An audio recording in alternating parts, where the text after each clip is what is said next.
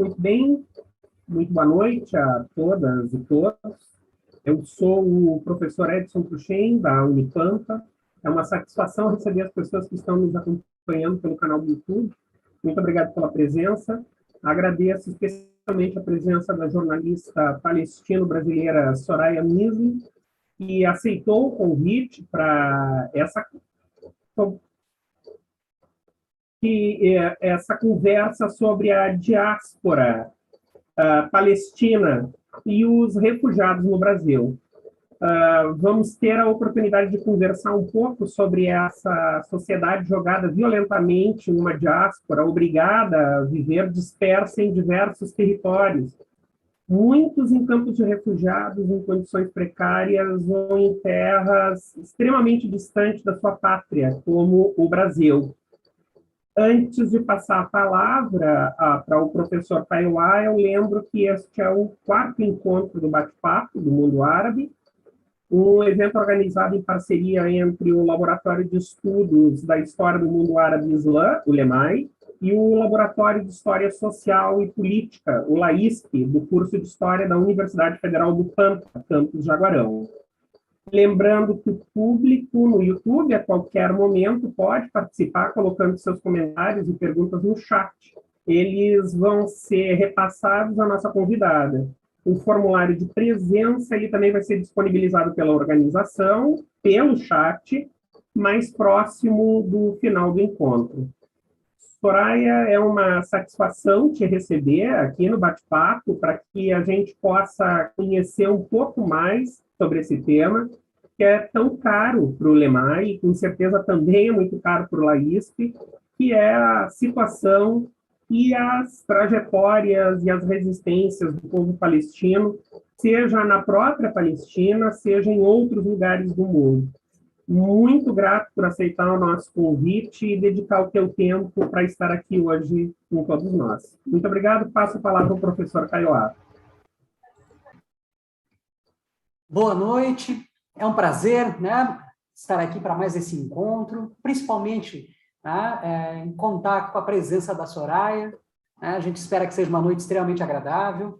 Agradecer ao Henrique e à Gabriela, que estão nos bastidores aqui, realizando todo o feedback para a nossa atividade acontecer sem problema algum.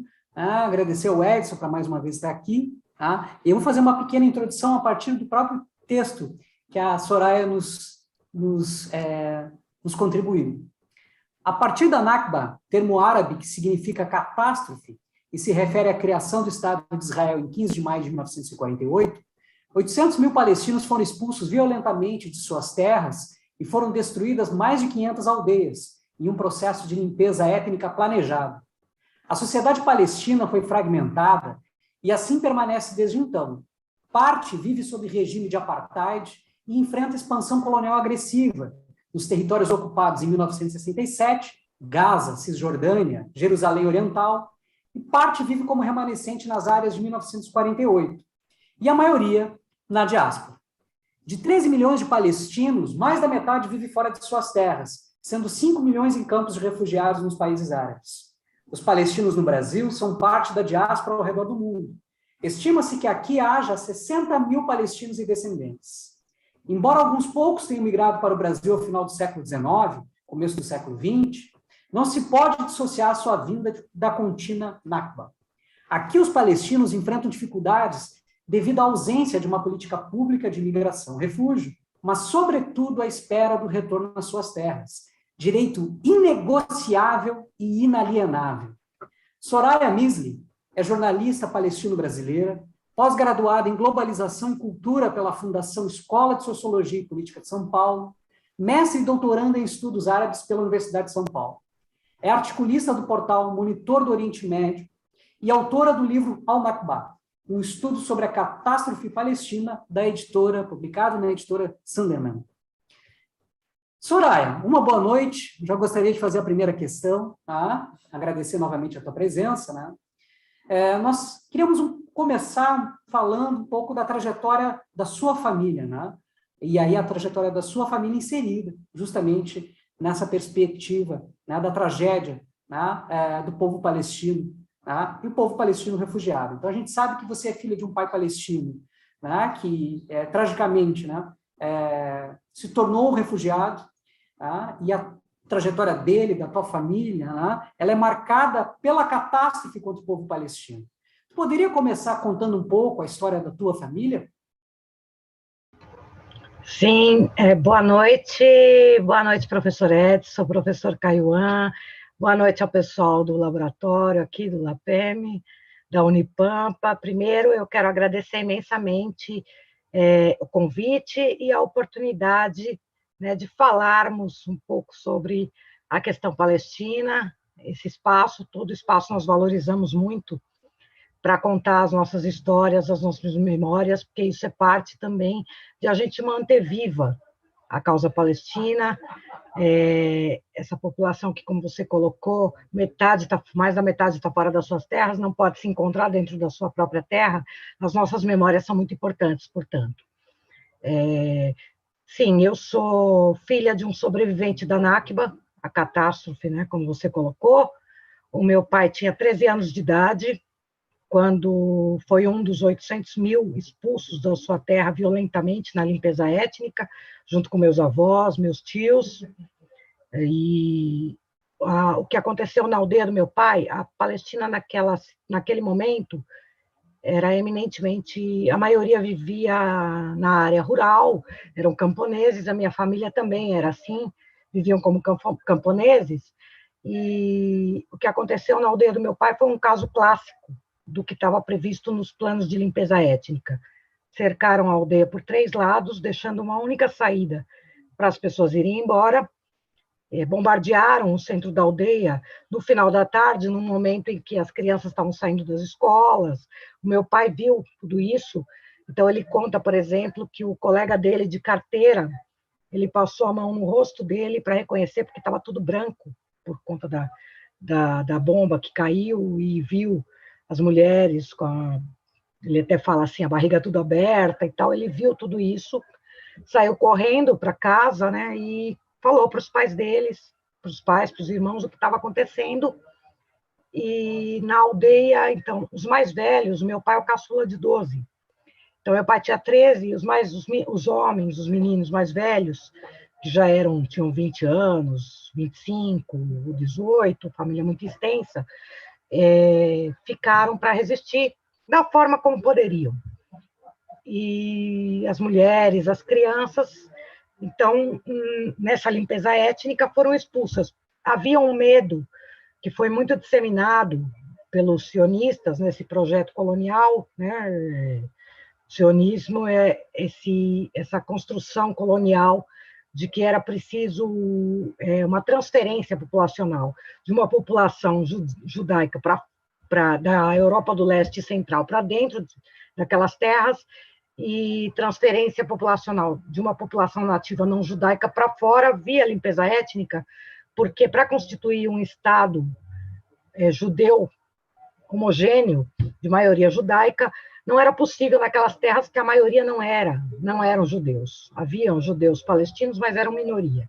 Então, eles tinham essa clareza de que era preciso essa transferência populacional, e isso consta dos diários dos sionistas. Então, na aldeia do meu pai, o que aconteceu foi parte desse projeto, né, de colonização. E aí o meu pai, a família, então, saíram da aldeia, né, nessa situação, tiveram que sair com a roupa do corpo. Havia lá na aldeia 200 ou 300 soldados iraquianos, uma pequena força iraquiana, e quando eles viram a invasão, que havia 2.000, 3.000 homens dessas paramilícias sionistas no entorno da aldeia, eles chamaram pelo rádio o comandante dessa força iraquiana, que estava a 6 quilômetros, e disse, mandem reforços que estamos cercados. E o que eles receberam de resposta foi, não temos ordens, retirem-se. Aqueles soldados resolveram ficar e resistir, junto com os palestinos da aldeia, que, na verdade, tinham sido completamente desarmados ao final da revolta de 36, 39 na Palestina, e estavam muito vulneráveis.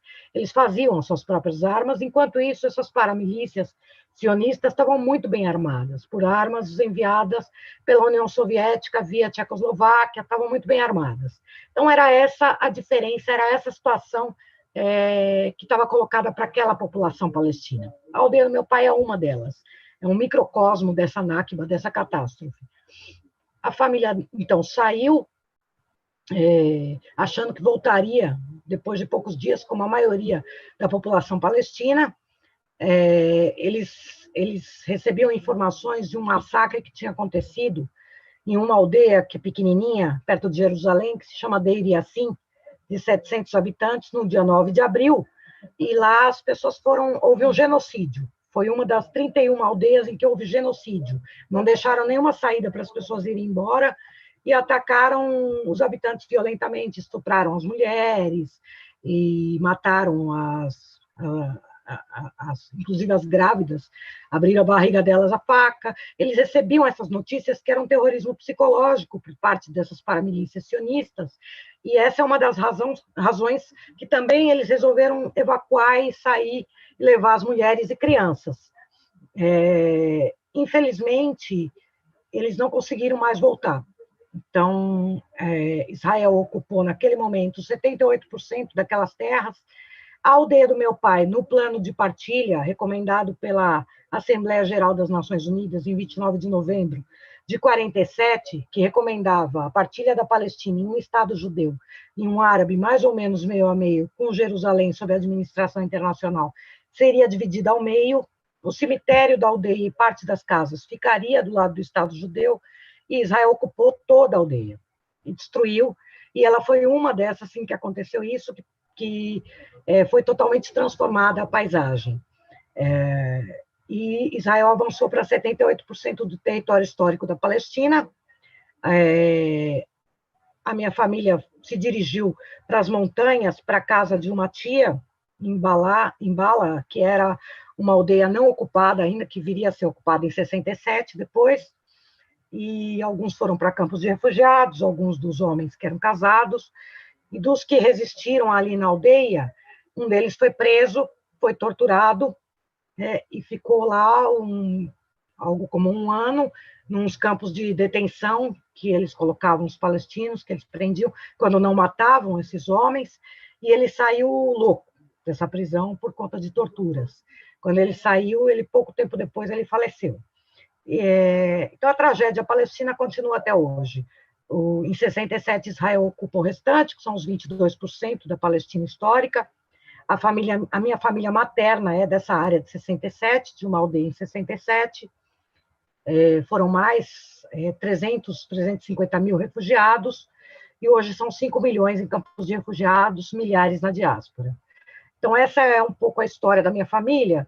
E depois que meu avô faleceu, que meu avô, quando estava lá na situação de refúgio interno, deslocado internamente, ele dizia, não vamos sair daqui, mas a situação era dramática, inclusive para eles poderem comer, porque eles viviam do cultivo das suas terras, e as terras tinham sido perdidas. Então, o mais velho assume a família, na família árabe, e o mais velho resolveu ir para o Brasil, porque o Brasil tinha um apelo de um local fácil de entrar, acolhedor, e fazia-se toda essa propaganda. O mais velho veio para cá, depois ele chamou mais um irmão, e, por fim, o meu pai veio para cá, em 56. E o meu pai, desde então, está aqui, casou com a minha mãe, que é de família palestina também, e eu aprendi primeiro o que era ser palestino pelos olhos do meu pai. Porque, quando eu era criança, meu pai contava a história de uma forma lírica, que é muito comum entre os palestinos que vivem como estrangeiros, ou dentro da sua terra, ou se sentem eternamente estrangeiros, que não podem retornar para sua terra, e ele contava do sonho de voltar para sua terra, de como era a vida antes da Nakba, antes da catástrofe. Então, uma vida simples, mais feliz, em que eles tudo que precisavam arrancavam da terra. E aquelas histórias eu gostava de ouvir, e aquilo trouxe esse sentimento de pertencimento àquelas terras, né? Então, a minha família não é diferente das outras famílias na diáspora. A nossa família está espalhada pelo mundo, né? Muitos ainda vivem na Palestina. Eu tenho muitos primos, porque, imaginem, 11 irmãos, então, e eu pude finalmente conhecê-los em 2010, quando eu estive na Palestina, tanto da parte de pai como de parte de mãe. Os irmãos do meu pai todos já faleceram, porque meu pai tem 86 anos, ele tinha 13 anos no Nakba, então ele tem 86 anos, e ele sempre dizia, eu vou voltar para a minha terra. E depois ele dizia, se eu pisar na minha terra e morrer ali, no momento que eu pisar, eu morro feliz. Infelizmente, essa possibilidade não aconteceu ainda, e eu costumo dizer que o sionismo roubou da gente até o que poderia ser o amanhã, mais do que a terra, porque nós não sabemos o que seria o nosso amanhã na Palestina, e hoje nós estamos espalhados pelo mundo, sem poder abraçar os nossos familiares. Depois eu estive 2 vezes na Palestina, tive entrada negada 2 outras vezes, só consegui entrar uma única vez na Palestina, e eles dizem que eu sou ameaça à segurança deles, porque sempre é esse discurso de segurança por parte do ocupante, quando na verdade são eles que ameaçam os nossos povos, o nosso povo o tempo todo com a sua limpeza étnica e expansão colonial agressiva. Então essa é um pouco a nossa história de família. Muito interessante, Soraya. Antes de te fazer a pergunta, ultimamente tem sido publicado no Brasil justamente alguns livros de memória de pessoas que passaram pela Nakba. E são bastante interessantes essas leituras para ver as memórias dessas pessoas, né, durante esse processo de expulsão, de limpeza étnica, tudo. Tem um livro que é da Gada Carne, que é Em Busca de Fátima, que é uma família que é expulsa, eles vão para a Inglaterra, e ela acaba considerando o processo de expulsão, que eles têm que juntarem o que podem, do jeito que podem, e saem efetivamente, né, fugidos, sem olhar para trás, como se fosse a morte de um ente querido que foi enterrado às pressas e não pôde ser pranteado, né? Então, é um reconhecimento, uma perspectiva extremamente forte em relação a essa violência que essa população acaba passando, né? Enfim, e acabam sendo jogados, digamos assim, em diferentes partes do mundo, acabam sendo forçados a se deslocarem para diferentes partes do mundo. Aí outra coisa, em quase todas essas, ou em todas esses relatos de memória de pessoas que passaram pela Nakba, sempre existe muito claro e muito forte essa sensação e esse desejo que dura décadas, dura até o momento da morte, do retorno que lhe é negado, né? Então, todos, obviamente, saem pensando que vão retornar, que isso é breve, que isso poderia ser solucionado brevemente, né, que era simplesmente uma situação temporária, mas que se transforma, até hoje, se mantém como permanente, né? Soraya, como tu acredita que a população brasileira, com a população palestina, perdão, tem sido recebida no Brasil, né? Tu enxerga algum tipo de diferença entre as condições dessas comunidades migradas, das comunidades que efetivamente chegam aqui como refugiados? Existe, na tua perspectiva, alguma diferença de tratamento e de acolhimento entre os palestinos ou os árabes como um todo em relação a outras populações de imigrantes no Brasil? Então, quando você conversa com qualquer palestina que vem para cá, eles gostam dos brasileiros. Eles dizem que os brasileiros os receberam bem, são acolhedores, que o brasileiro ele tem esse jeito alegre, essa coisa mais, em geral, né? Assim, o que eu vejo, por exemplo, aqui no Brasil, porque em outros lugares do mundo, os palestinos, por exemplo, você vai para a Europa, ou mesmo os Estados Unidos, eu tenho um primo meu que veio para cá há um tempo, e ele disse, engraçado, aqui no Brasil eu sou branco, fora daqui eu não sou branco. Então, aqui no Brasil não tem essa diferença em relação a esse racismo negro que a gente vê, por exemplo, no caso dos haitianos ou dos africanos, que está muito presente. Isso não tem.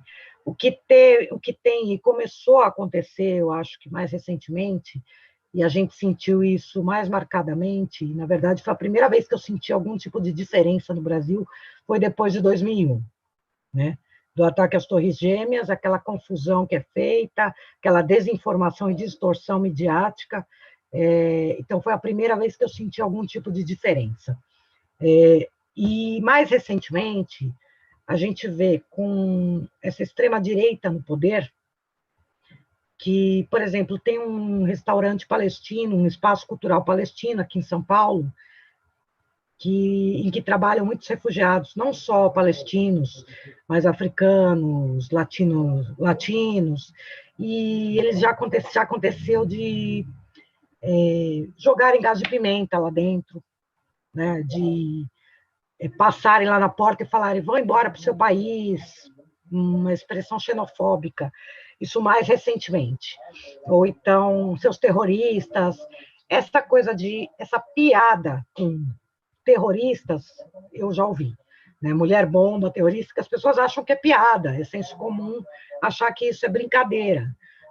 Isso eu acho que é parte dessa ideologia na construção midiática, da mídia de massas, né, nas mãos dos grandes capitalistas, nesse oligopólio, nas mãos de apenas 5 famílias, que distorce, que apresenta e que as pessoas não entendem. Eu costumo dizer que os palestinos e a Palestina são muito falados hoje em dia, diferentemente do que acontecia quando meu pai foi expulso, que ninguém nem sabia que existiam palestinos, e que os palestinos, em ações desesperadas, ações diretas, se fizeram enxergar para o mundo nos anos 60, 70, mas aí vinha aquela pecha de terrorista, e resistência não é terrorismo, é resistência contra uma ocupação.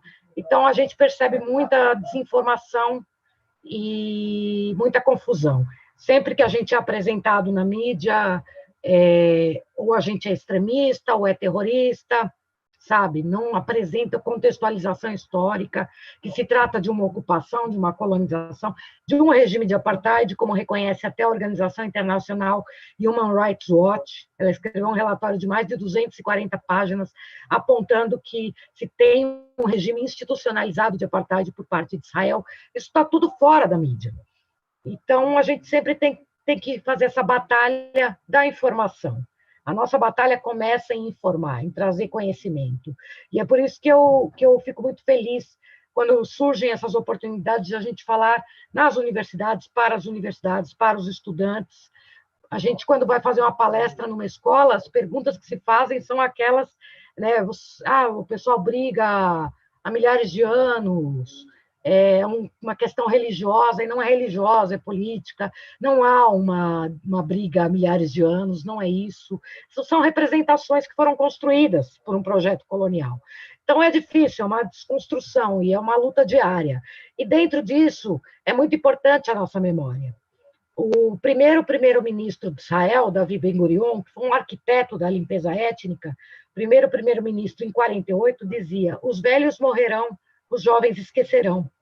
E os palestinos transmitem de geração para geração as suas histórias, as suas memórias. Então, para a gente, isso é parte da nossa resistência. Contar a história dos nossos pais, da nossa família, é parte de manter viva a causa palestina, manter vivo esse povo palestino que vive, que enfrenta dia a dia a ameaça de constante apagamento. Então, se você puser lá no Google, né, nem existe um território palestino, nem existem palestinos. Então, nós seguimos lutando para dizer para as pessoas que sim, que nós existimos e que a Palestina existe, mas ela está ocupada. E nós contamos a história dos nossos pais, a memória dos nossos pais, para mostrar essa história que, infelizmente, é invisibilizada e apagada, inclusive hoje, para as pessoas. Então, você vê, por exemplo, quando acontece algum bombardeio em Gaza, que é quando se tem uma visibilidade maior, as pessoas acham que aquilo é uma guerra, que é um confronto, e nós dizemos, não é uma guerra, não é um confronto, é um massacre por parte de um ocupante. Tem-se um ocupante e um ocupado, não são duas forças iguais. E não é pontual, porque a vida dos palestinos é um inferno todos os dias. Enquanto nós estamos conversando aqui, as pessoas estão enfrentando demolição das suas casas, ordem de expulsão das suas casas, a ameaça de limpeza étnica nos seus bairros, nas suas aldeias, nas suas vilas, agressão por parte de colonos, estradas exclusivas por parte de colonos, toda sorte de aparatos, de apartheid, de muro, do apartheid, de checkpoints. Para ir a uma escola, tem que passar por dezenas de checkpoints. Tem um dado da ONU que 70 mães palestinas tiveram seus filhos em postos de controle porque foram impedidas de chegar aos hospitais. Os palestinos são obrigados a levantar 3, 4 horas da manhã e ficar como gado, amontoados, para aguardar um checkpoint abrir e autorizar para eles passarem para não perder o dia de trabalho, para servir de mão de obra barata. Então, a situação dramática. Nós temos os palestinos, uma população, a sociedade inteiramente fragmentada, mais de 73 anos, então tem essa diáspora, né, como é o meu pai, a minha família, e dezenas, milhares de outras famílias. Nós temos 5 milhões em campos de refugiados. Os campos de refugiados são como as favelas brasileiras. Antes eram tendas, agora não são mais tendas, mas são ruas estreitas, né, muita vulnerabilidade, muita dificuldade, muito controlados. Nós temos 1,5 milhão de palestinos, que são os remanescentes da Nakba nas áreas de 48, que são submetidos a 60 leis racistas por parte de Israel. Dentro do Estado de Israel, hoje o Estado de Israel tem aldeias beduínas que já foram destruídas mais de 190 vezes, e as pessoas seguem a reconstruir. Tudo isso está acontecendo agora, todos os direitos humanos fundamentais violados, e isso está fora da visão das pessoas. Então, nós tentamos sempre trazer, né, um pouco da nossa memória, da nossa história, que é também um chamado, né, à solidariedade. Quando você vai para a Palestina, você pisa na Palestina, os palestinos dizem para você: conte ao mundo o que viu, porque a comunidade internacional nos abandonou. E a gente tenta mandar a nossa mensagem a partir do Brasil e dizer que tem gente olhando por eles. Os movimentos sociais, os movimentos populares, as organizações de direitos humanos, as organizações sindicais, elas têm há muito tempo se somado nessa luta. É óbvio que, diante de uma situação dramática como é a do Brasil, uma crise econômica, social, política dramática, né, uma extrema-direita no poder, a causa palestina nem sempre tem a relevância que mereceria e a solidariedade efetiva permanente. Já foi melhor, já foi mais assim. Nós esperamos retomar isso também entre os movimentos aqui no Brasil. Mas é uma situação muito difícil, porque as pessoas estão passando fome aqui no Brasil. Inclusive, aumentou muito, né, o mapa da fome aqui no Brasil. A gente viu os dados: 116 milhões em situação de insegurança alimentar, 19 milhões efetivamente passando fome no Brasil.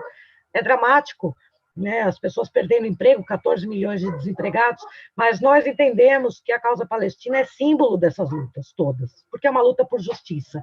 E ela é símbolo dessas lutas todas também porque o Brasil se tornou, nos últimos anos, o 5º maior importador de tecnologia militar israelense. E as polícias, os governos estaduais seguiram na mesma toada. Então, o caveirão que invade favela, no Rio de Janeiro, tem caveirão israelense, comprado por milhões de dólares, de reais, enfim, né? Então, derrama-se o sangue palestino, exporta-se, porque 70% das tecnologias militares israelenses vão para exportação, exporta-se, e depois se promove o genocídio negro e pobre, extermínio indígena com as mesmas tecnologias, as mesmas armas. O governo do Amazonas, em maio, durante mais esse capítulo da limpeza étnica, os 11 dias em que Gaza estava sendo massacrada, recebeu 6 metralhadoras Negev, que disparam 700 tiros por minuto a uma distância de 1.000 metros, armas de guerra. Para que isso, se não for para promover o extermínio indígena, para a grilagem nas mãos do latifúndio? Então, a gente vê que são as mesmas armas, né, que sustentam a ocupação e depois nos matam aqui no Brasil também. É a mesma luta, e é isso que nós tentamos dizer para as pessoas: não está dissociada a nossa luta da luta dos oprimidos e os explorados aqui no Brasil, e nós precisamos somar, né? A solidariedade permanente com a Palestina é também lutar pelas vidas aqui no Brasil, né? Dizer, né, que essas vidas importam, as vidas palestinas importam, as vidas negras importam, as vidas indígenas importam. Agora, dia 29 de novembro, nós estamos organizando, junto com os movimentos, 29 de novembro é o Dia Internacional de Solidariedade ao Povo Palestino, e deve acontecer atividades, né, acontecem atividades no mundo inteiro nessa data, normalmente, e aqui em São Paulo, onde nós estamos nos organizando também, vamos realizar um ato público na frente desse espaço cultural que eu comentei com vocês, que é o Aljânia, às 18 horas, depois vai ter um lançamento de livro às 19 horas nesse local, e eu sei que no Sul, em que tem uma comunidade palestina muito forte, muito presente, devem acontecer atividades também. E a gente espera fortalecer essa solidariedade tão necessária, né, para mandar essa mensagem para os palestinos de que tem gente olhando por eles aqui desde o Brasil. Que potência tua fala, Soraya. Muita potência, né? Eu lembro muito presente a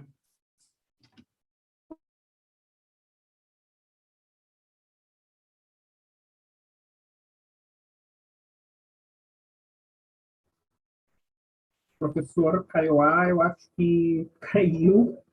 Vamos esperar que ele retorne, mas eu acho que para a gente não ficar parado, eu já vou adiantar a pergunta que seria do Kaiowá, tá certo, Soraya?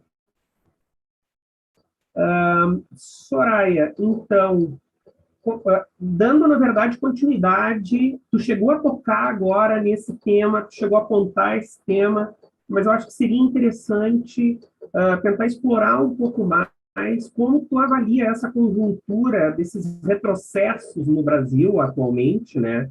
E principalmente o papel do governo Bolsonaro em relação aos refugiados palestinos, né, no Brasil.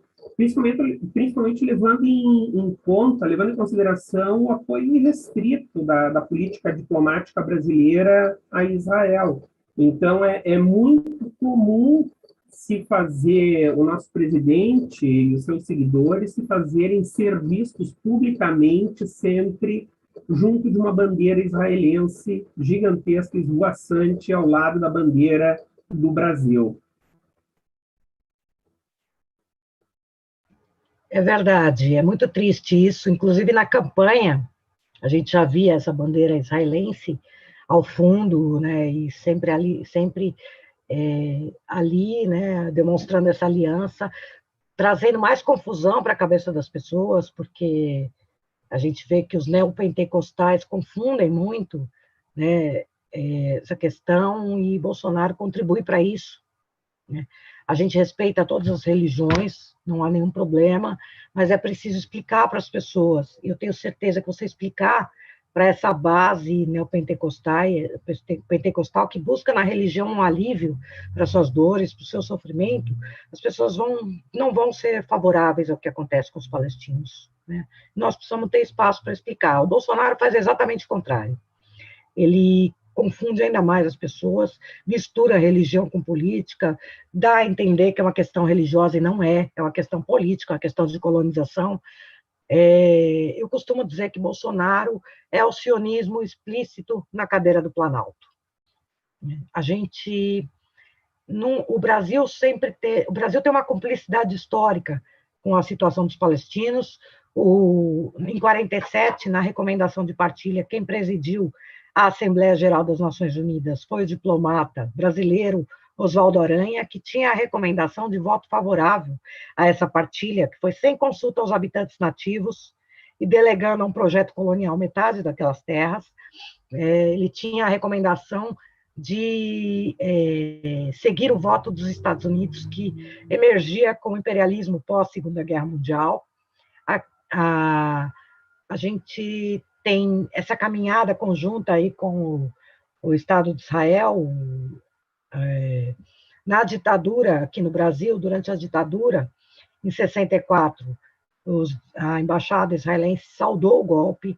Depois, isso tem até no depoimento para a Comissão da Verdade, até daquele torturador Paulo Malhães, falando de treinamento israelense, falando de técnicas israelenses, de tecnologias israelenses fornecidas para a ditadura. O Brasil não foi o único local, na América Latina toda aconteceu isso. Depois houve uma ruptura, em 75, ainda durante a ditadura, quando o sionismo é caracterizado como racismo, muito mais por interesses econômicos do que por questões humanitárias, né? Mas depois dessa resolução, eles votam a favor dessa resolução na ONU, caracterizando o sionismo como racismo, e essa resolução é revogada em 91. E aí o Brasil caminha, desde sempre, numa lógica diplomática de se manter, digamos assim, neutro, né? Então, votar a favor dos palestinos, sim, nas resoluções e tal, e, ao mesmo tempo, falar em dois lados, em reconhecimento do Estado de Israel e tal, mas sempre votar a favor. E há uma ruptura diplomática, sim, com Bolsonaro, né? Que é muito ruim, porque faz uma propaganda negativa também para os palestinos, ao dar o seu voto contra os palestinos na ONU, nas organizações, nos organismos internacionais. Do ponto de vista econômico, não, o que acontece é que, com Bolsonaro, se ampliam esses acordos criminosos. Esses acordos já vinham sendo feitos, o Brasil se tornou o quinto maior importador de tecnologia militar israelense, não foi durante o governo Bolsonaro, infelizmente, né? A gente lutou muito contra isso, inclusive foi assinado o Tratado de Livre Comércio Mercosul-Israel, o Brasil ratificou em 2008, 2009. Então, agora Bolsonaro amplia esses acordos e faz essa ruptura, essa mudança do ponto de vista diplomático. Então, além de seguir numa linha de ampliar ainda mais, né, abrir cada vez mais as portas para o sionismo do Brasil, também dá uma demonstração explícita de descaso e comportamento xenofóbico e racista que caracteriza o seu governo. Então, a extrema-direita é muito ruim, e a gente viu na pandemia, né, o genocídio, podemos dizer assim, né? Inclusive está colocado lá no Tribunal Penal, no Tribunal de Haia, Tribunal Penal Internacional, a possibilidade de julgamento. Eu espero que seja julgado, porque são 612 mil vidas perdidas no Brasil. A gente vê também que se ampliam esses ataques xenofóbicos a imigrantes, como eu coloquei para vocês, né, essas demonstrações xenofóbicas, né, a imigrantes, a refugiados, e Bolsonaro ele traz isso, né, ao ser um representante de tudo isso, né, na cadeira do Planalto. Então, nós levantamos junto com o pessoal nas manifestações aí pelo Fora Bolsonaro. Vocês podem ver que sempre tem uma bandeira palestina, né, diferentemente das bandeiras da extrema-direita, das manifestações da extrema-direita, que tem a bandeira de Israel. Nas manifestações por todas as causas justas, tem a bandeira palestina, né? Agora, nós achamos que precisa ir além. É preciso que os governos ditos progressistas compreendam que não basta falar a favor dos palestinos nos organismos internacionais ou votar com os palestinos, porque isso, sinceramente, não muda a vida dos palestinos.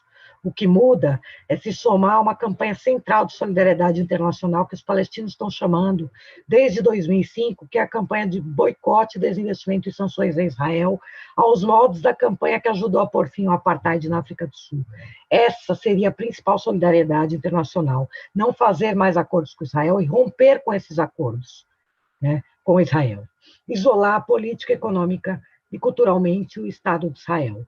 Então, isso é o que nós estamos pedindo desde 2005, principalmente embargo militar, que nós achamos que é o mínimo. Ano que vem tem eleição e nós queremos arrancar dos candidatos o compromisso de embargo militar a Israel. É pelas nossas vidas, mas é também contra o genocídio pobre-negro, contra o extermínio indígena. Então, mas é óbvio que nós queremos Bolsonaro fora e já. Muito obrigado, Soraya. Eu caí, acho que vocês me escutam bem. Esta mocinha aqui, mais uma outra mocinha e um mocinho estavam brincando no chão e caiu a tomada do computador, que já está viciado na bateria, peço perdão. Eu dizia que na minha formação na militância, na década de 90, a causa palestina era a nossa referência no campo da esquerda, né? O movimento secundarista, o movimento estudantil universitário, né? Então havia era um movimento muito aquecido, né? E como você dizia, hoje vivemos uma tragédia no Brasil e algumas bandeiras, elas acabaram, inclusive, não é que foram colocadas de lado, né? Mas os ataques são tão intensos que a gente tem que de novo, retomar e afirmar alguns princípios, né? E a luta do povo palestino é uma delas. Eu acho que a gente é fundamental. E é interessante nessa tua provocação também, né, Soraya, que é uma demanda que ela tem que ir para além da pauta. Né? É como a questão do Saara Ocidental, que nós discutimos aqui, né, alguns dias atrás. Né? Nós precisamos efetivamente de políticas que façam enfrentamento a esse genocídio. Eu ia falar um pouquinho antes de introduzir uma outra questão que nós elaboramos para ti, mas é impressionante, né? É uma tragédia que vivemos com a extrema-direita no Brasil. Né? Antes, com o Netanyahu, né? Ficou 12 anos, né? O Bolsonaro celebrava barbaridades, né? Como, por exemplo, passar a embaixada de Tel Aviv para Jerusalém, que ele ameaçou. Né? Depois acabou efetivando o escritório de negócios de Jerusalém, que é o que você, inclusive, faz a provocação, né, Soraya? Esses são interesses para além do governo Bolsonaro, expressa o conjunto de estratégias da burguesia brasileira, né, que está presente em outras forças políticas. Tá? E agora, né, desde junho, né, que quando assumiu o novo primeiro-ministro, Bennett, se eu não me engano, né, o Bolsonaro ensaia aí novas estratégias. Então, é uma conjuntura muito complicada. Né? E aí a gente gostaria de perguntar, Soraya, que a gente sabe que tu tem um engajamento muito grande na militância do jornalismo, né? Na causa palestina, mas com o jornalismo. Né? Inclusive, tu faz parte de um coletivo que é o MEMO, o Monitor do Oriente Médio, né? Que está dentro desse padrão do ativismo político. Né? E acho que a gente poderia fazer essa questão para ti. Nos contar, por favor, como é que é a experiência do ativismo político da causa palestina, aqui no Brasil, inclusive, numa conjuntura extremamente reacionária, e que a gente tem percebido aí extremamente autoritária, inclusive com políticas de censura e perseguição deliberada, e também um pouco da trajetória do MEMO, né? O Monitor do Oriente Médio. Legal. Então, isso mesmo que você disse, eu acho que, só complementando, eu acho que Bolsonaro é uma ameaça à democracia, às liberdades democráticas. E acho que a gente está numa situação muito complicada. Seria muito importante que a gente conseguisse botar ele para fora e já, né? Não era nem esperar as eleições, mas parece estar um pouco difícil isso, né? Mas, então, eu, na verdade, eu tenho uma militância em relação à mídia, à democratização das comunicações, bastante antiga. Que se casa um pouco com a minha militância também em relação à Palestina. E uma das pautas que a gente mais coloca, para a gente ver que as causas, né, são transversais ali, né, é a questão da democratização das comunicações, democratização dos meios de comunicação. A gente vê que no Brasil são 5 famílias que dominam todo o espectro público, um espectro que é público e que as nossas vozes não chegam, portanto. Né, que tem os seus interesses específicos, econômicos, e nós não conseguimos chegar. Então, a democratização dos meios de comunicação é uma pauta.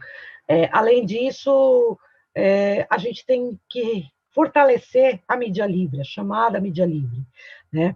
Então, é o que nós tentamos um pouco, a partir das novas tecnologias, aí, a gente teve a possibilidade de furar um pouco esse bloqueio. Claro que não é o mesmo poder, não temos o mesmo poder, né? Mas nós tentamos, pelo menos, chegar em alguns espaços. Né? Eu acho que as redes sociais nos ajudam nisso, embora cada vez mais a gente veja que essas mídias sociais, né, também estão limitando o nosso espaço, né, e nos censuram também, é uma limitação. Então, é uma luta também, a luta para ter voz, a luta para fazer com que a nossa voz seja ouvida. Em todos os espaços que nós temos para fazer isso, nós fazemos. Uma luta pela mídia livre, de fato. Né? Eu acho que é muito importante isso. Nós trabalhamos, então, nesse sentido. Eu acho que o Monitor do Oriente chega preenchendo essa lacuna ao Brasil. Já existe o Middle East Monitor, em inglês, em espanhol, o Monitor do Oriente em espanhol, e agora esse projeto chega ao Brasil, chegou faz algo como 2 anos, e traz as notícias diretamente da Palestina, da região do Oriente Médio e Norte da África. Então, é uma fonte muito importante para a gente saber o que está acontecendo, porque essas informações não chegam para nós. E e eu sou uma das colunistas, e fico muito contente de ser uma das colunistas, ter uma coluna semanal, porque tenho liberdade para escrever e é uma forma de militância, como você falou, que é trazer, né, essa realidade que as pessoas desconhecem. Né? A gente ficaria muito mais feliz se isso chegasse, tivesse um espectro de massas, mas é uma batalha de formiguinha em que a gente vai fazendo o nosso trabalho aí da forma como é possível. Acredito que é muito importante ter mais mídias independentes e alternativas que tragam essa contextualização histórica, o que acontece na Palestina todos os dias e na região como um todo. Então, é parte da nossa militância, sim, né, como jornalistas, e entendendo, hoje eu fiz até uma entrevista, participei de uma entrevista para um TCC de jornalismo, e eu comentei que quando o jornalista entra na faculdade, normalmente, e eu sou jornalista, ele entra com a ideia de transformar o mundo, né, de mudar, transformar essa realidade. E o jornalismo tem uma função social. Depois nós sabemos que num mercado capitalista, num sistema capitalista, você não vai decidir, dependendo de onde você vai trabalhar, é a linha editorial que vai decidir, mas no mínimo você tem que ser correto e honesto, sabe? Então, eu entendo que as pessoas precisam sobreviver, mas o que eu disse para eles é, se você não puder publicar por aquele veículo que você trabalha, faça um blog, sabe? Publique no seu Instagram, mas faça alguma coisa, não silencie. Né? Então, é mais ou menos isso que eu falei para aqueles estudantes hoje. Né? Eu acho que é por aí. Né? A gente precisa ampliar essa rede. Comunicadores e comunicadoras somos todos nós, não são só os jornalistas. As pessoas precisam se apropriar desse direito à comunicação. É um direito humano a comunicação. Né? E eu acho que todo mundo tem que fazer isso. Né? E principalmente aqueles que são oprimidos, o indígena, né? Ele precisa contar a sua história, né? O pessoal das comunidades, né? E o pessoal está fazendo isso, né? O jornalismo comunitário, então nós precisamos valorizar esses espaços, né? Eu acho que é por aí. Muito bem, Soraya, muito obrigado. Soraya, uma das atividades que nós temos no laboratório do Mundo Árabe e Islã, que é composto por discentes do curso de História de diversos semestres, é um clube de leitura que a gente tem. O laboratório ele trabalha principalmente, justamente com essa questão da Nakba, da Constituição do Estado de Israel e de todos os desdobramentos, né, em relação à população palestina a partir da criação do Estado de Israel.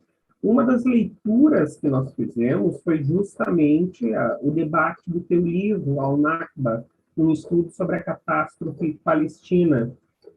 E a gente gostaria muito que tu, por favor, falasse um pouco sobre esta tua obra, falasse um pouco sobre o teu livro, que é tão interessante, é tão rico, traz uma perspectiva altamente complexa em relação a todos esses acontecimentos, né?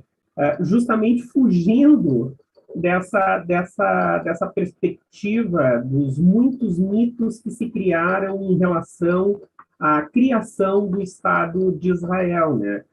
Justamente, agora há pouco, estava falando na tua fala anterior, estava colocando na tua fala anterior, dessa simplificação extrema, que é uma das bases do pensamento da extrema-direita, que reduz tudo a questões absolutamente simples e objetivas, como transformar a situação que acontece na Palestina simplesmente como um conflito religioso e nada mais.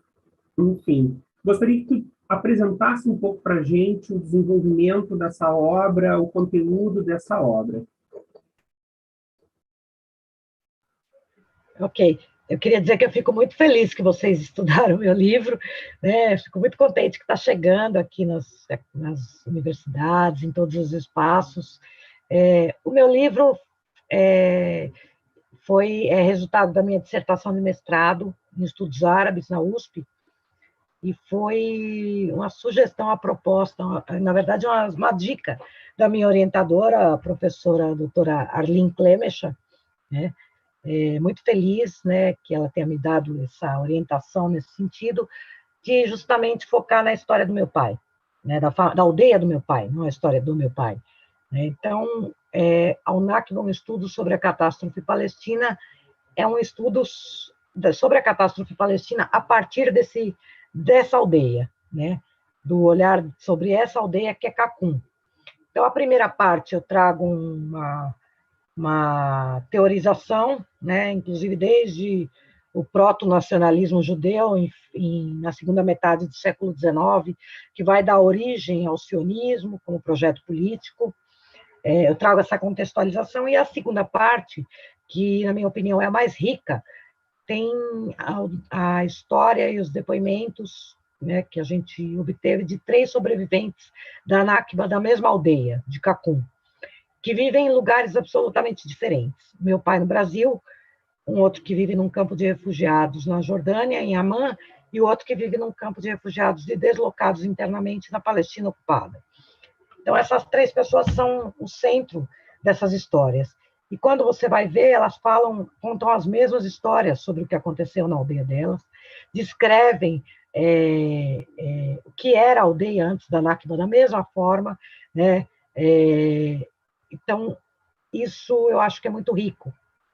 Além disso, eu fiz uma entrevista com o historiador israelense Ilan Pappé, que escreveu A Limpeza Étnica da Palestina, para esse trabalho, né?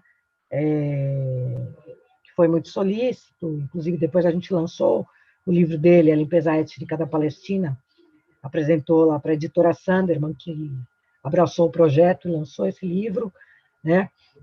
Muito importante também. Ele esteve aqui no Brasil, e entrevistei uma pessoa, que é o Eitan Bronstein.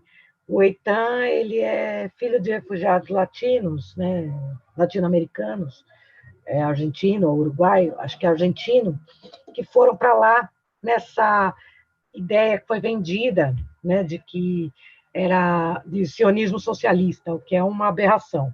Mas aí eles foram para lá, né, e chegaram lá e ele cresceu nesse ambiente sionista. E ele brincava nas ruínas da aldeia onde havia sido a aldeia da minha família, um dia. E que, como lá é muito antigo e ancestral, tinha ruínas do tempo dos cruzados, dos mamelucos, e eles diziam sempre que aquele local, as ruínas que estavam ali, eram desse período, e nunca comentavam que ali existia uma aldeia palestina, claro, porque era um memoricídio, né? E um dia ele descobriu isso, né? Ele recebeu essa informação e começou a investigar. Ele entrou numa crise existencial, porque era um local que ele brincava quando era criança e não sabia que lá remontavam os restos, os escombros de uma aldeia em que houve limpeza étnica, bem recentemente, né, em 48. E ele rompeu com o sionismo. E ele participa de uma organização que chama Zocrot, que faz esse tour pelas aldeias para mostrar o que são essas aldeias hoje, que não existem mais, o que está colocado sobre elas, sobre o cemitério dessas aldeias, como foi construído Israel, e vai lá e coloca o nome original da aldeia, porque houve uma transliteração, uma mudança de nomes, ele coloca uma placa árabe com o nome original, ele coloca a bandeira palestina, ele faz esse trabalho. E foi muito emocionante o meu encontro com ele, né?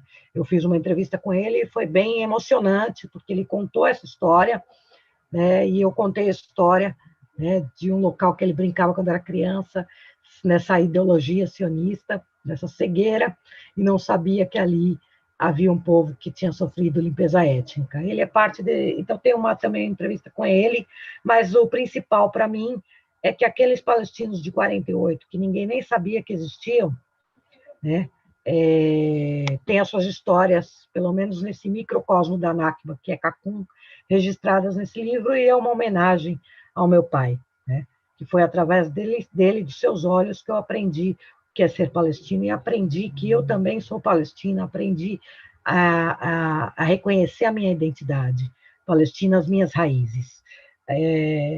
Aí o livro é essa história, né, e traz esses depoimentos desses palestinos durante toda a segunda parte, valorizando isso.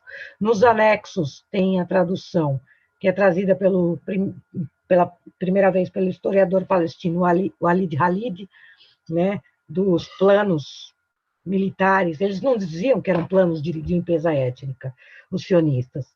Os dois últimos, que é o plano Gimel, C, e o plano Dalet, que foi o derradeiro e selou o destino dos palestinos. Então, nos anexos tem a tradução desses dois planos militares, e quando você vai ler, você vai perceber que o que se objetivava era a limpeza étnica. Então, é um livro porque eu tenho muito carinho, né? Porque ele é parte da minha história, das nossas memórias também.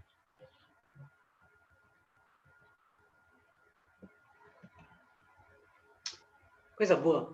Soraya, só para te dizer que a gente está com uma interação aqui no chat, né? O pessoal dando boa noite, Henrique, Assami, Nelson, Eduarda, Lucas, William, Gabriela, Bruna, Kelly. E nós temos uma questão do Gabriel Bezerra, que é estudante do curso de História, e ele faz a seguinte questão. Boa noite. Como estão as relações entre o Irã e a Palestina atualmente? E como vai a aproximação de interesses entre Israel, Jordânia e Arábia Saudita? Se você puder responder, Gabriel, a gente agradece.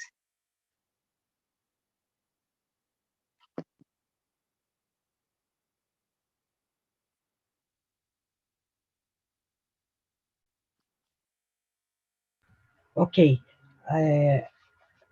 Irã e palestinos. Então, o Irã disputa áreas de influência na região, poder de influência. Nós temos ali alguns atores que fazem isso.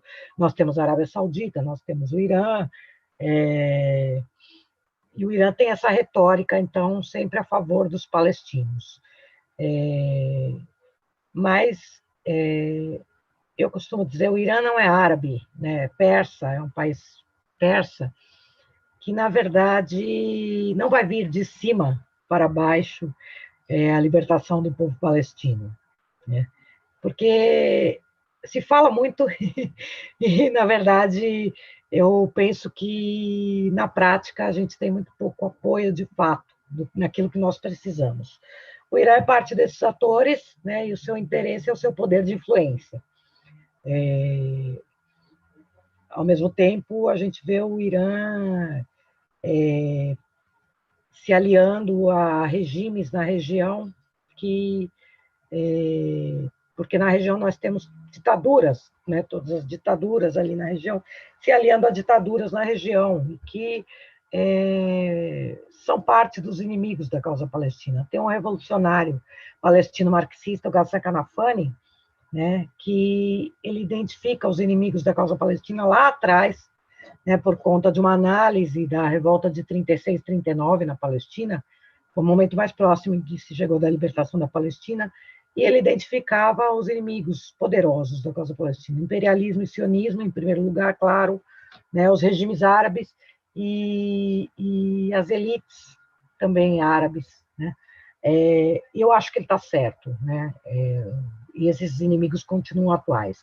Então, eu acho que o Irã fala muito a favor dos palestinos, mas ele está mais preocupado em disputar áreas de influência do que, de fato, libertar a Palestina.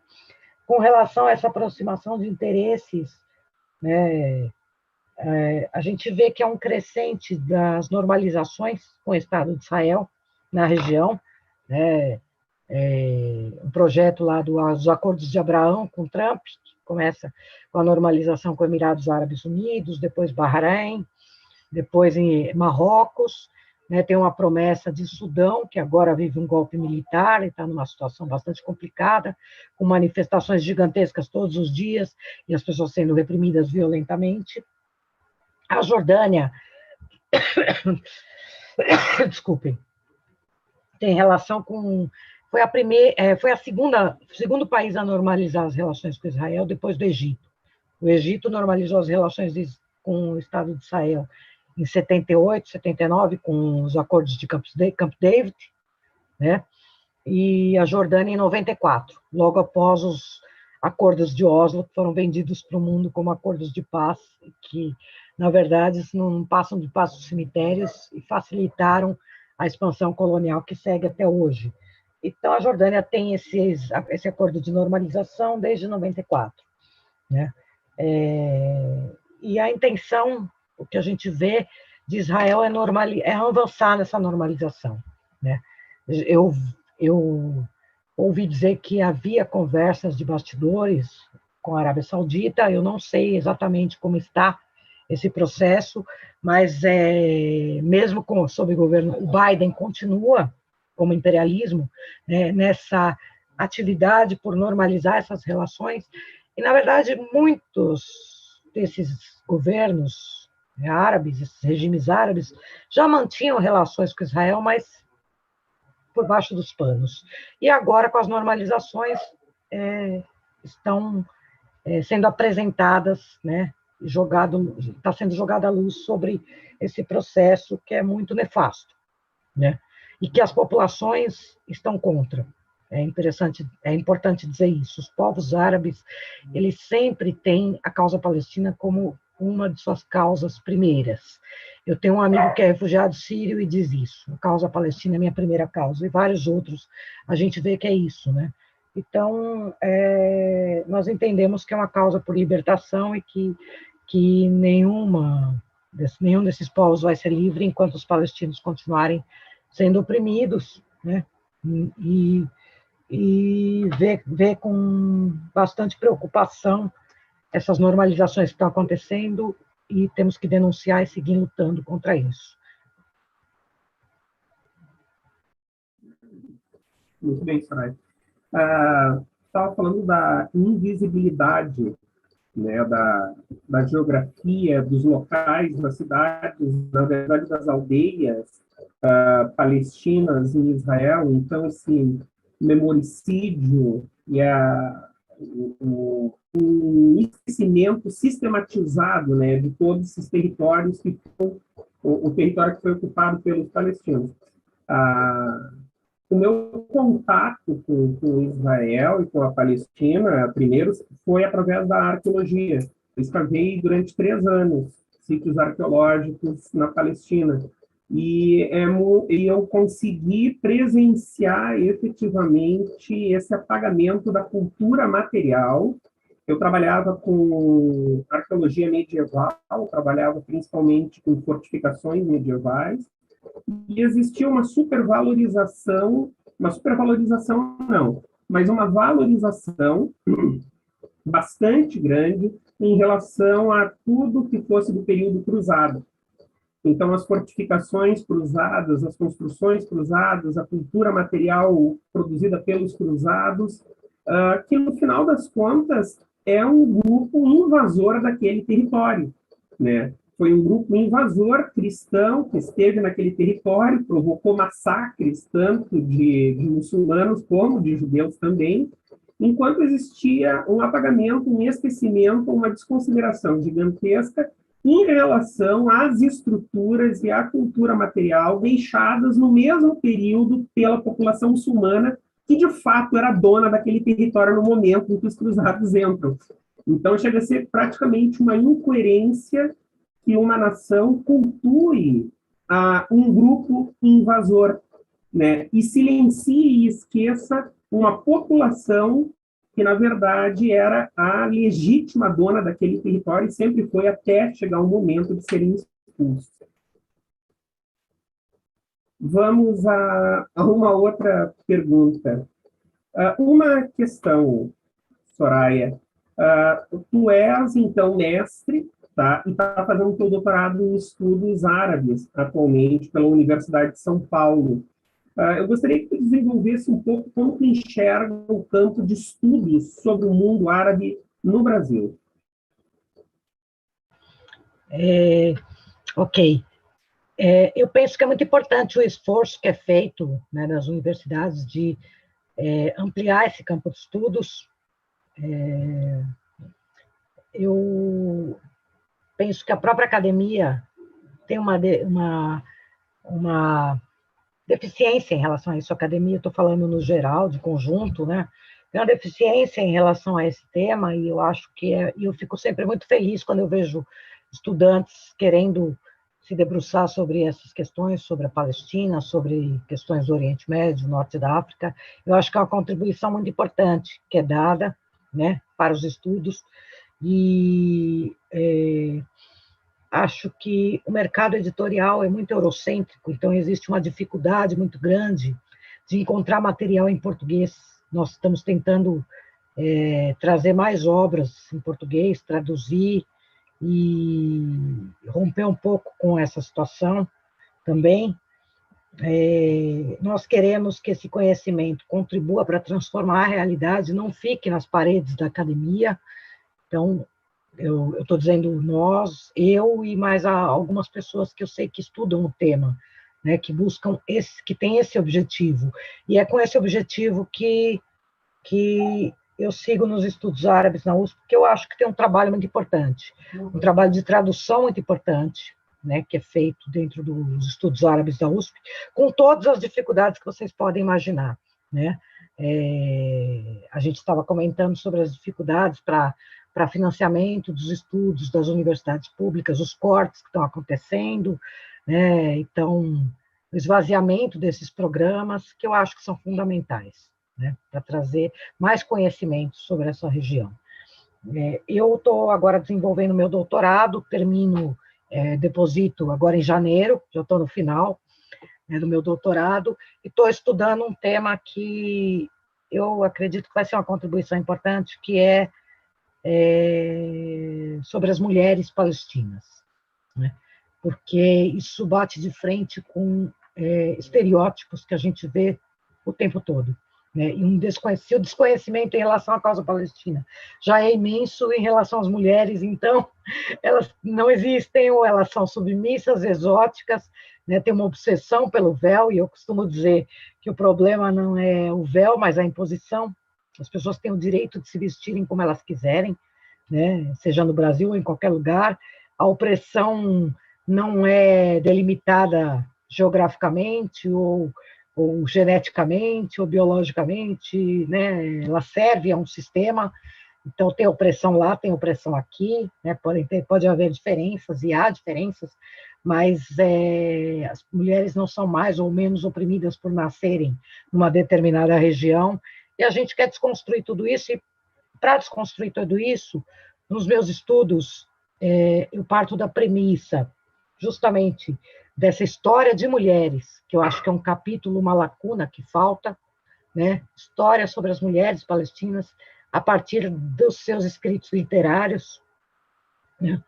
E a conclusão que eu chego agora no final, em que eu já estou terminando, é de um protagonismo histórico, que vem desde o início, desde lá de trás.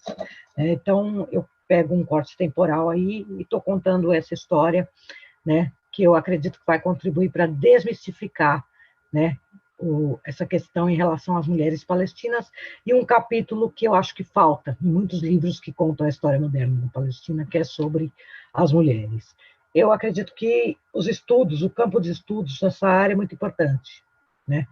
E assim como estudos africanos é muito importante. E nós não podemos deixar que isso pereça, né? A gente sabe que toda a universidade está sofrendo, e é parte da nossa luta, né, pela universidade pública, né, manter esses estudos abertos aí, né, para que a gente possa dar mais contribuições, uma contribuição em conhecimento que ajude a transformar a realidade. É assim que eu vejo. Muito bom, Soraya. Nós vamos para o penúltimo bloco de questões, 2 questões do público, aí você escolhe qual que você acha mais pertinente para responder. A gente sabe que já está chegando em cima do nosso teto, e depois o Edson ainda vai ter a última questão para ti, que a gente pretende deixar como uma reflexão aí da nossa conversa, né? Dizer para quem acompanha a gente no YouTube, né, o pessoal do laboratório já colocou ali a lista de presença, né, para vocês preencherem para emissão de certificados. E Soraya, então são 2 questões diferentes, né? Mas e aí você escolhe qual que você acha mais. Fica à vontade, se quiser responder as 2 também. Mas é para a gente prestigiar também quem está nos assistindo. William Cavalheiro pergunta: No HQ, abre aspas, Notas sobre Gaza, fecha aspas, o jornalista Joe Sacco consegue montar uma narrativa a partir de memórias de sobreviventes dos massacres em Khan Yunis e Rafah, em 1956. Há um movimento por parte dos próprios palestinos para transformarem essas memórias em narrativas históricas, seja de forma acadêmica, através dos refugiados, ou de um modo menos formal. Ele está pensando a perspectiva da narrativa histórica mesmo. E o Henrique Correia Lopes faz uma outra questão. Ele diz assim, desculpem, mas preciso fazer uma pergunta relacionada à minha área de atuação. Como são as relações religiosas na Palestina e suas ações? E fica à vontade, Soraya, e depois dizer para o público que a gente está com as questões encerradas, e depois o Edson vai fazer a última questão. Fica à vontade. Ok, obrigada pelas perguntas. Nota sobre Gaza, eu acho incrível, eu adoro o Joe Sacco. Joe Sacco, eu acho que ele, através dos quadrinhos, dessa linguagem dos quadrinhos, ele traz a história palestina, né? E é muito importante o trabalho que ele sempre fez, né? Os quadrinhos dele são riquíssimos, porque é muito fácil ler quadrinho, né? A linguagem que ele usa, então, muito legal, muito rico. E sim, essas memórias são parte de uma narrativa histórica. Eu tenho alguns projetos, até uns amigos que eu conheço, que querem transformar mais em quadrinhos, como o Joe Sacco, inspirados nesse trabalho bonito, lindíssimo que o Joe Sacco faz. Né? Eu sou fã dele. E acho que ele sabe transformar bem essas memórias em narrativas históricas e compor essas histórias. E isso ajuda muito. A questão das ações religiosas. Bem, na Palestina há uma diversidade, né? A gente luta muito contra essa visão orientalista, usando uma linguagem aí do intelectual palestino Eduardo Said, de um Oriente inventado, de bárbaros não civilizados, afeitos à violência por natureza, ante um Ocidente de lógicos, racionais, civilizados, que é uma visão para dominação, para colonização, e que continua e segue até hoje, né? E entre os seus agentes está lá a mídia de massas, né? Que traz essa visão, inclusive. Então, a gente luta muito contra isso.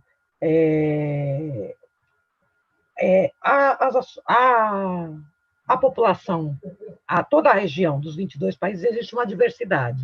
Então, dentro dessa lógica, a gente pensa que é tudo uniforme, geralmente as pessoas pensam que é tudo uniforme, que todas as mulheres usam véu, que todas são oprimidas, que não estão no espaço público, e não é nada disso. E a Palestina também não é assim. Né?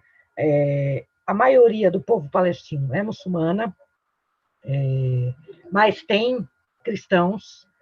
Inclusive, tem uma história bem bonita que, durante o Ramadã, que os muçulmanos jejuam e precisam levantar bem cedinho, 5 horas da manhã, para quebrar o jejum, né, para se alimentar antes de fazer o jejum, antes do pôr do sol, do sol sair, né?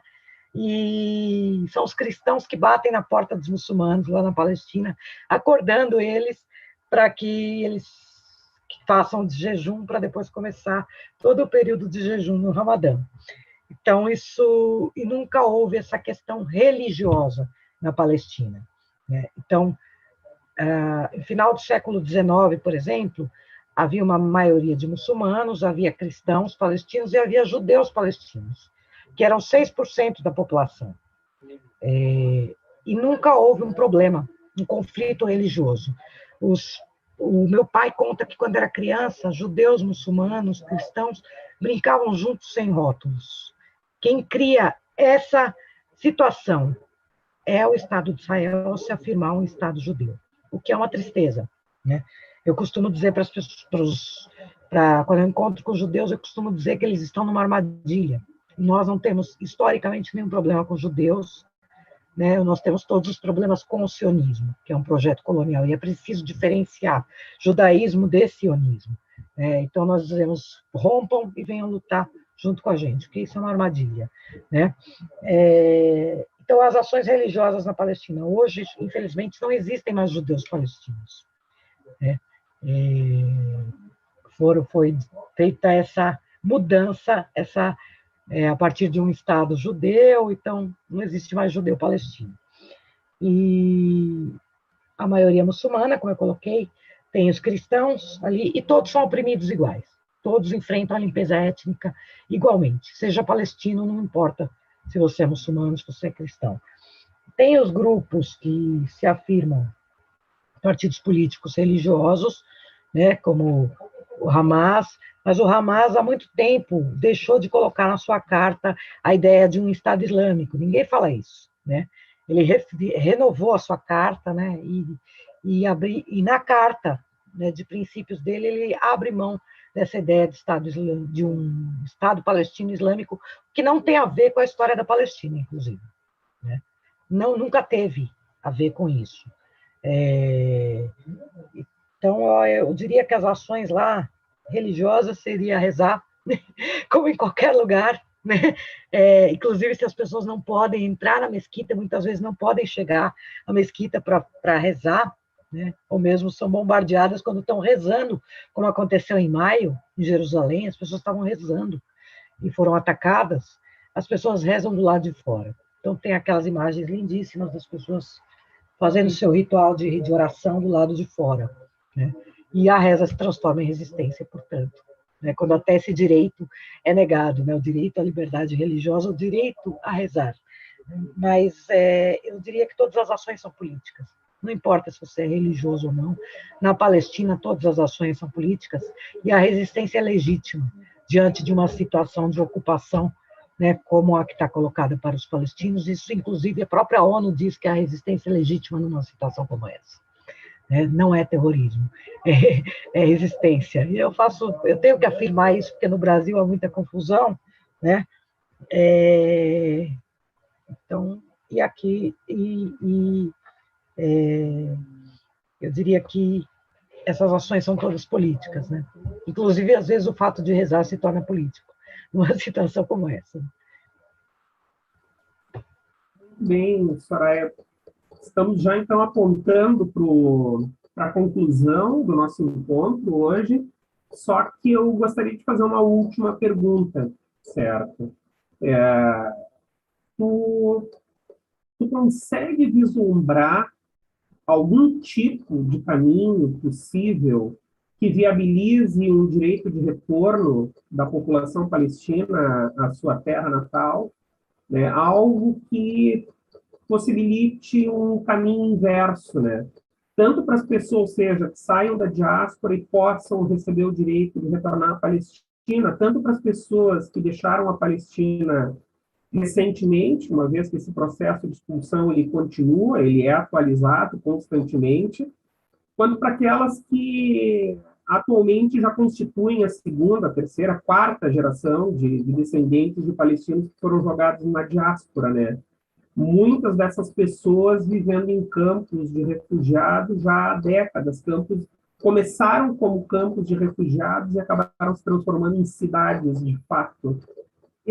Tu vislumbra alguma forma, mesmo que a longo prazo, para que isso possa vir a acontecer? Quando eu estive na Palestina, caminhando com um primo meu nas ruas, ele dizia uma coisa que muitos palestinos falam lá, né? A Palestina sempre foi ocupada, porque ela é estratégica geopoliticamente. Então, teve lá o Império Turco-Otomano, antes dele passaram vários povos e tal, imperialismo britânico, mandato britânico, que se declarou favorável à Constituição de um lar nacional judeu e abriu as portas para o sionismo agora, que é o ocupante do momento, né? E bastante cruel. Eles dizem, aqui passaram vários, e nenhum conseguiu ficar, esses também não vão conseguir. Eles dizem isso, é uma resiliência muito grande, né, por parte dos palestinos. E eles dizem, e uma coisa que também eu escutei muito dos palestinos, não, o imperialismo dura para sempre, né? Então, essas certezas os palestinos têm. E outra coisa que a gente escuta muito, antes a gente saiu, foi expulso e saiu, né? porque achou que era questão de dias retornar. Agora, derrubam a nossa casa, nós vamos morar debaixo de uma árvore, mas nós não vamos embora. O que eu acredito, de fato, é que essa resistência, que é heróica, histórica e não se dobra, né, ela tem demonstrado que ela é a derrota desse projeto colonial sionista. Não há saída sem a derrota de um projeto colonial, é uma questão de libertação nacional. E é uma resistência que eu acredito que o sionismo não contava. É como quando o primeiro-ministro de Israel diz: os velhos morrerão, os jovens esquecerão. E os palestinos estão mostrando que onde quer que eles nasçam, eles não se esquecem. E eles continuam a dizer, né, aquela terra é minha, eu tenho direito, ali remontam as minhas raízes, né? E reivindicar o direito de retorno. Palestinos que nasceram em campos de refugiados na Síria, que às vezes estão no seu segundo, terceiro refúgio, continuam a se afirmar palestinos. Então, eu penso que mais de 73 anos depois, essa população se recusou a ser apagada do mapa. Né? E para os palestinos, resistir é existir. E essa, para mim, é a maior sinalização de que esse projeto colonial sionista está fadado à derrota.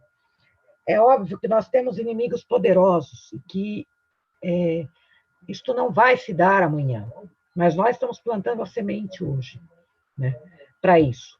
E não importa, e isso é uma coisa que eu aprendi também, por isso que se transmite de geração para geração.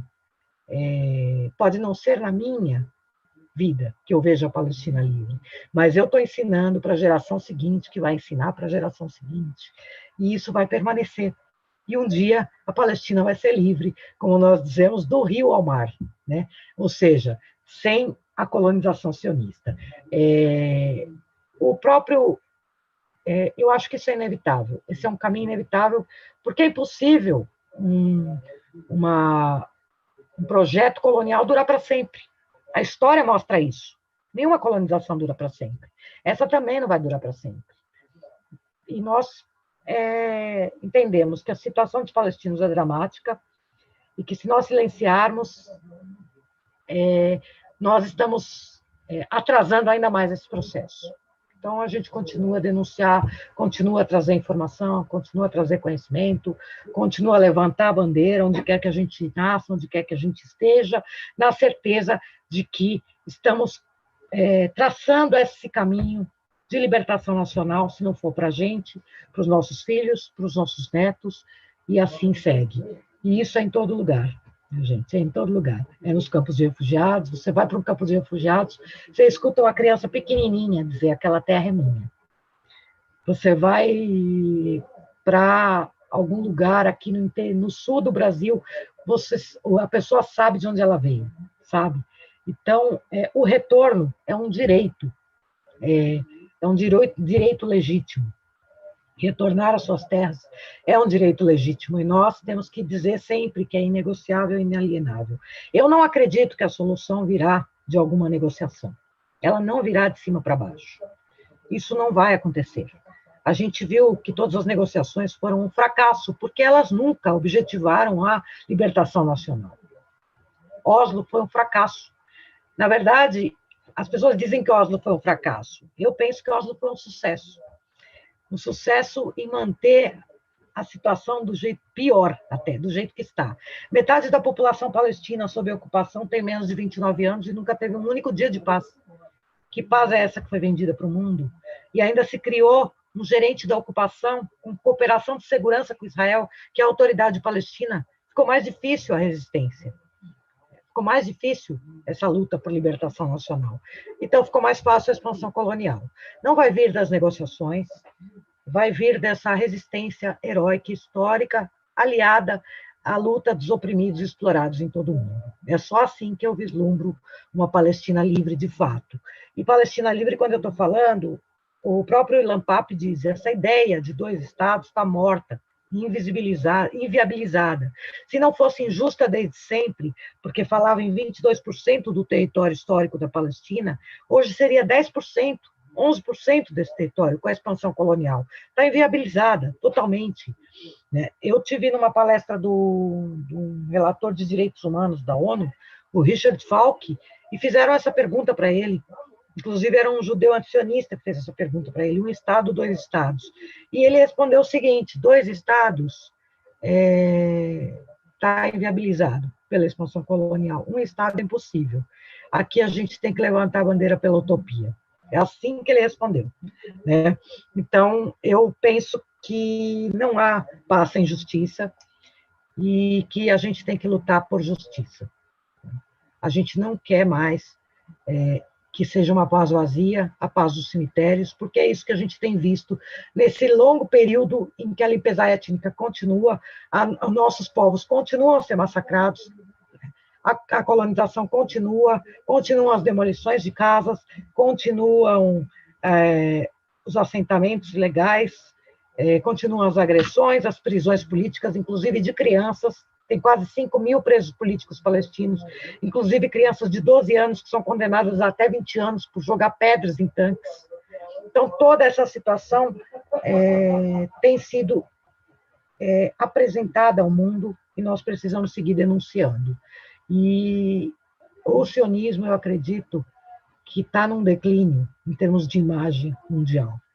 O que nós precisamos é fortalecer, de fato, essa solidariedade internacional, e ela precisa ser efetiva e permanente, da mesma forma como a resistência palestina é heróica e histórica. Basicamente é isso. Desculpa, eu falo muito. Obrigada, gente. Obrigada, e Palestina livre do Rio ao Mar. Seguimos, né? E fora Bolsonaro, genocida. Que noite! Muito obrigado, Soraya. Aqui, direto de La Pampa, também, todo o apoio ao povo, à luta do povo palestino, Palestina livre. Muito obrigado, foi uma noite, foi um privilégio te escutar. Queria te agradecer também ao Henrique, a Gabriela, que estavam conosco estão conosco aqui na operação, agradecer quem esteve conosco na noite de hoje, lembrar que a Soraya Misley é jornalista, tem pós-graduação, mestrado, está concluindo doutorado na USP, é articulista do portal Monitor do Oriente Médio, procurem, ela faz articulação no portal toda semana, tem uma coluna no portal semanal, e autora desse livro belíssimo, Al-Nakba, um estudo sobre a catástrofe palestina, publicado pela editora Sandman. Muito obrigado, Soraya. Palestina livre, a luta é de todos e todas, todos nós. Uma boa noite. Gente. Boa noite, muito obrigada. Boa noite, Soraya. Muito obrigado pela presença, muito obrigado pela contribuição maravilhosa que tu deu para o bate-papo. O quarto bate-papo foi fantástico. Muito obrigado. Eu que agradeço. Boa noite para vocês. Obrigada. Boa noite. Até a próxima.